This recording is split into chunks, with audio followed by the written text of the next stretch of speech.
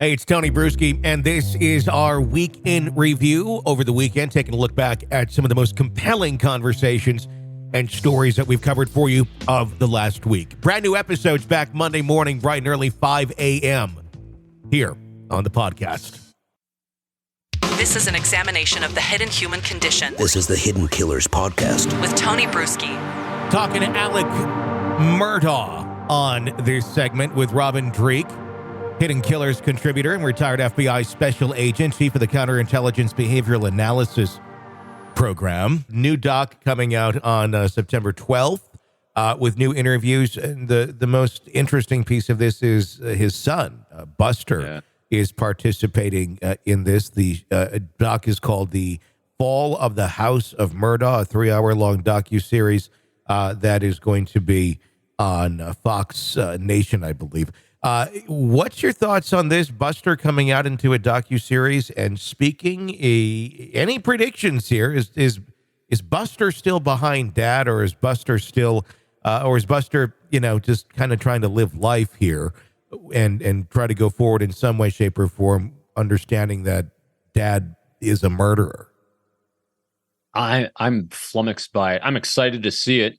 Yeah. But I'm baffled. Interesting. The thing that really struck me when watching the promo reel for it, which I thought was well done, I think it'll shed some light on the tendrils that family had in corrupting an entire section of the state and that part of the country, really. And the thing that really struck me in the entire thing is, again, we talk about these life arcs, and the thing that I really saw throughout is a life arc of drugs, alcohol, and corruption in all of them. Mm-hmm.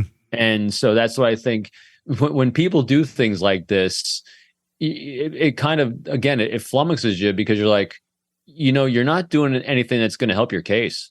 I mean, what you're highlighting really bad things in your own twisted mind, which kind of goes to your original question. I apologize for not answering yet. Sure. And that is, does he still support his dad? Is he still behind his dad and the actions of everything that happened? My initial impression is, of course he is, because that's his life reps. His life reps was his dad's behavior was appropriate. His dad's way of doing business was righteous. His dad's way of everything was. And so if you can move back from doing that thought experiment from thinking in terms of right or wrong, because remember, no one in their mind thinks I'm going to do something wrong today. From their perspective, from their context, they're doing right things. Mm-hmm. And if you are following someone like your father and you think he's doing right things, then your behavior becomes right. Mm-hmm. If you're doing it just like your father or just like someone that you're close to. And so showcasing what you think is right to the world to see, even though the rest of us are saying, wow, that's a little nuts. Mm-hmm. To him, this might be completely healthy to him. So it's a fascinating study of, I think, a family life arc full of unrecognized trauma that they don't realize they're inflicting on others and they've been through themselves. I think a lot of people would look at this and go, but he's an adult. Why can't he think for himself at this point? But you're an adult. You are a product of your conditioning from those years when you weren't an adult. And if Alex was one who was kind of forming that's kind of what you're going to get. Yeah. And whether you're an adult or not, remember, we surround ourselves with individuals, as the great author Robert Greene says in the books of Laws of Human Nature. We surround ourselves with people and individuals and situations that validate our own concept of the world around us. And so when you have a family and an organization that is that self-centered, and that powerful, they're going to surround themselves with groupthink in the same vein. And so it's why people, when they commit something heinous against someone else and someone calls them on it outside that circle of feeling safe for those actions, because that's exactly what happened here in this entire situation. These people felt safe doing whatever they wanted to do because the people around them were validating it by their inaction. Yep. And so it becomes what their normal is. And so why not just keep going? Why not behave like my father? So he, in his mind, he's thinking for himself because the people around him in that groupthink are saying exactly the same thing and validating that behavior all the time. There's a phone call that we have from Alec and Buster. This took place just 2 months ago after the trial had ended. It's only 40 seconds long. I'm going to play it. and I'm curious to get your reaction on both the tone of Buster and Alec. Here we go. Hey, buddy. Hey, I don't have a whole lot of time. I just boarded a ferry to go back to Hilton Head Island from Brueski. Yeah, I know. I've been trying to call. I was supposed to call you while you were with Jim about this meeting. But anyway, how about text him and let him know I'm trying to call him? Okay. Did he talk to you about that, about the things that I told him? No, I can't really understand you either. All right.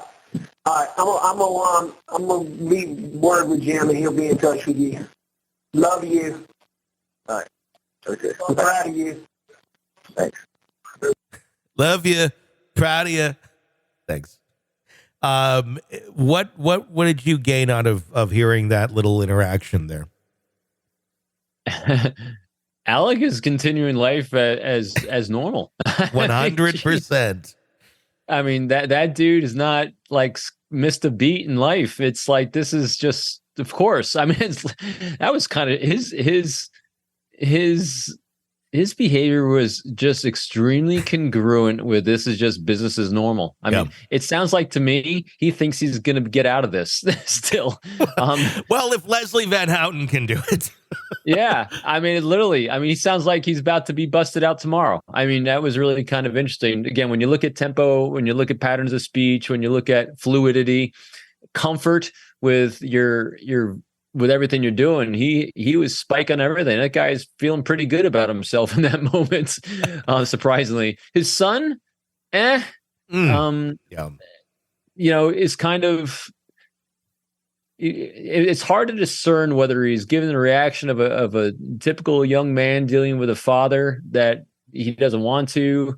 In other words, there definitely was not a lot of compassion in that interchange. There definitely wasn't a lot of connection, although he took the call. Sure. And he's sharing. But again, since we don't have a baseline of what the communications between the two of them were prior to him being in prison, it's hard to assess whether it's better or worse or the same. That's why I'm curious about it. It'd be interesting to see and listen to some conversations they had prior to him being in prison. That would be a little more telling, I think. You're locked into the Hidden Killers podcast. Want more? Start binging on all of our true crime podcasts right now through Apple Podcasts and get an ad-free experience when you sign up to be a True Crime Today Premium Plus member exclusively on Apple Podcasts. More of the Hidden Killers podcast dropping soon. Press subscribe now.